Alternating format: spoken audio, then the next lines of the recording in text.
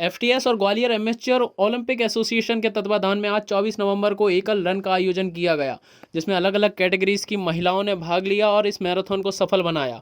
इस मैराथन में सीनियर और जूनियर विनर्स और रनर अप के लिए प्राइज मनी भी रखी गई थी और इसी के साथ महिलाओं ने सारी में भी मैराथन करके महिलाओं का उत्साह बढ़ाया और संदेश दिया कि महिलाएं सारी में भी सब काम कर सकती हैं। इसी के साथ ऊर्जा मंत्री प्रद्युम्न सिंह तोमर ने हरी झंडी दिखाकर इस मैराथन का आगाज किया और 1500 से ज्यादा प्रतिभागियों ने इस रेस में हिस्सा लिया। आदाब, स्वागत है आपका गूंज न्यूज में और हमारे साथ जुड़ी हुई हैं संचिता गुप्ता जी। तो सबसे पहले तो मैं आपसे यही जानना चाहूंगा कि मैराथन करवाने का उद्देश्य क्या है। तो मैराथन, जैसे कि मैंने बताया, मैराथन एफटीएस युवा ग्वालियर कराती आ रही है। इसके पूरे भारतवर्ष में 22 चैप्टर हैं और ये 22 चैप्टर में से 10 शहरों में लगातार होती है।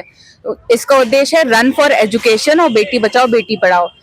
रन फॉर एजुकेशन का इसलिए है क्योंकि जो एकल विद्यालय हमारी संस्था चलाती आ रही है, तो उसके नाम से क्लियर है कि हम उधर शिक्षा, स्वास्थ्य, संस्कार, अधिकारिता देते हैं, तो ये उसका उद्देश्य रहा। मैं आपसे जानना चाहूंगा, मैराथन का आयोजन है तो दौड़ का आयोजन है, कोई गिर जाता है, कुछ हो जाता है, तो उनके लिए क्या क्या व्यवस्थाएं आपने प्रोवाइड कराई हैं? अपने को पूरी पुलिस, ट्रैफिक और हॉस्पिटल टीम का पूरा सपोर्ट मिला है। सुबह से यहाँ 6 पुलिस गाड़ियां जो तीनों रूट पे, जूनियर, सीनियर और वॉकाथॉन पे गई हैं। एम्बुलेंस हर रूट के आगे और पीछे लगी गई है। ट्रैफिक के लिए आप देख ही रहे हैं, व्यवस्था एकदम सही है। महिलाओं ने बड़ा बढ़ चढ़ के हिस्सा लिया है, उनको आप क्या संदेश देना चाहेंगे?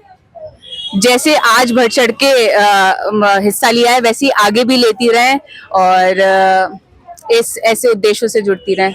ग्वालियर में मैराथन का आयोजन किया जा रहा है, जिसमें छोटे बच्चों से लेकर के बहुत ज्यादा उम्र तक की औरतें भी उसमें बहुत पार्टिसिपेट कर रही हैं। तो मैं भाई से पूछना चाहूंगा कि महिलाएं बहुत बढ़ चढ़ के इसमें हिस्सा ले रही हैं, उनके बारे में आप क्या कहना चाहेंगे?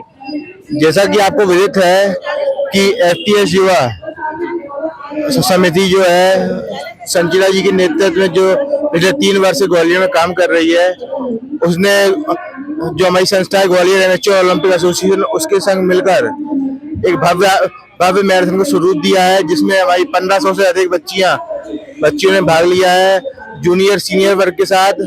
और जैसा कि आपने देखा अभी कि महिला सशक्तिकरण की रैली हमारी ऋचा शिवारे जी और हम सबकी पूर्व महापौर आज श्रीमती समीक्षा गुप्ता जी के नेतृत्व में निकली और इसको हरी झंडी दिखाने का काम हमारे ऊर्जा मंत्री प्रद्युम्न सिंह तोमर जी के साथ किया गया। ये पूरी रेस निकली है, विभिन्न मार्गों पे इसके चेक पॉइंट लगाए गए हैं। चेक पॉइंट से निकल के पूरी जूनियर सीनियर कैटेगरी की जो मैराथन है वो एमएलवी कॉलेज के परिसर में समाप्त होगी।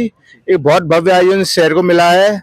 मैं सभी आपके गूंज न्यूज के माध्यम से सभी को मैं शुभकामनाएं देना चाहता हूं जो भी इस कार्यक्रम का हिस्सा बने हैं। धन्यवाद। मैराथन का आयोजन है तो इसमें हो सकता है कि कोई गिर जाए, है ना, दौड़ते वक्त, तो उनके लिए क्या क्या व्यवस्थाएं आप लोगों ने प्रोवाइड कराई हैं? उसके लिए एसोसिएशन के द्वारा एम्बुलेंस, डॉक्टर की टीम सारी व्यवस्थित है। मैराथन के पीछे एम्बुलेंस की व्यवस्था रखी गई है।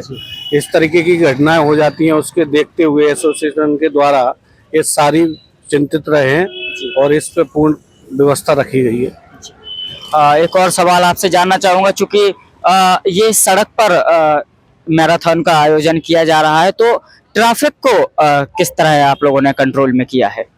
इसकी एक ट्रैफिक व्यवस्था के सुधारने के लिए हमारी एसोसिएशन के द्वारा ट्रैफिक के वरिष्ठ अधिकारियों की एक मीटिंग रखी गई थी।